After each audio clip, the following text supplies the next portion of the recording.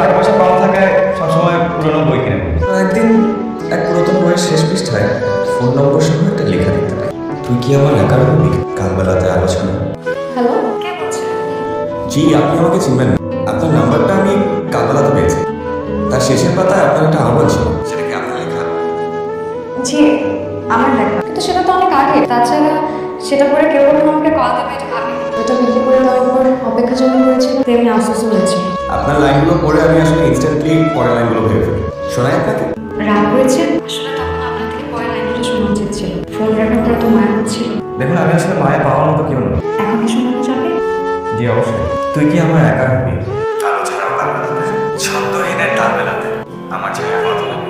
তুই কি আমার একার হবি? বইটা আমি আমার নিজেকে উপহার দিয়েছিলাম। আমার আশেপাশে কষ্ট দেওয়ার অনেক মানুষ থাকলেও বই উপহার দেওয়ার কোনো মানুষ নেই। তো একজন শুভাকাঙ্ক্ষী হিসাবে আপনাকে একটা বই গিফট করতে পারি। সারপ্রাইজ। বাহ, সোনালি দুঃখ। Thank you. তুমি একটা দ্বীপ যেখানে কোনো জনমত নেই, শুধু নীল সমুদ্র, একা একা সকাল দর্শন। হয়তো আমি প্রথম মানব হিসেবে চলো কথা বলছি।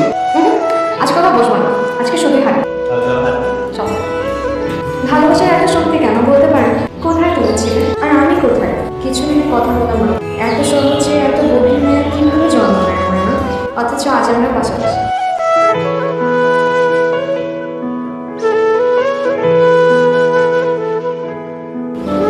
কি অবস্থা তোমার? এমন দেখাচ্ছে কেন? মাথা মুছো।